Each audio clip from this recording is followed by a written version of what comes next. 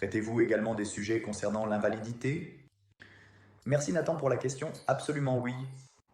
En effet, l'un de nos principaux services consiste à identifier les lacunes en matière d'invalidité de chacun, c'est-à-dire quel est votre revenu actuel, combien vous percevriez d'invalidité du premier pilier, combien vous percevriez d'invalidité du deuxième pilier, et donc, une fois que l'on connaît la lacune, à ce moment-là, voir comment intervenir et s'il est nécessaire d'intervenir, éventuellement avec une prévoyance privée, un troisième pilier, quelque chose qui couvre ce manque à gagner.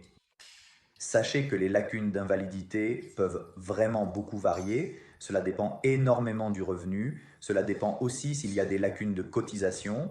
Donc on peut partir d'une couverture de 20, 30% jusqu'à 60, 70% dans les meilleures situations.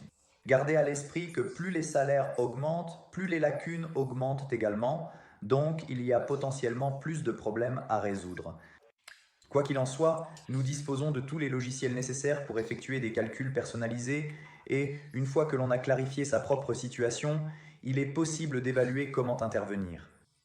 Cela permet d'éliminer tout type d'imprévu lié à une réduction drastique de salaire due à une invalidité, ce qui peut clairement mettre une famille en difficulté ou, je ne sais pas, des personnes propriétaires de leur maison qui doivent tout de même assurer la viabilité d'une dette et pour de nombreuses autres raisons.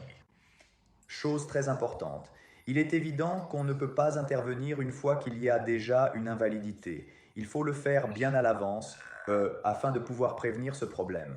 Donc, on ne peut pas agir une fois que l'on est déjà invalide, mais il faut être en bonne santé pour faire une analyse personnelle, se couvrir comme il faut, afin qu'au moins à l'avenir, on n'ait plus de mauvaises surprises.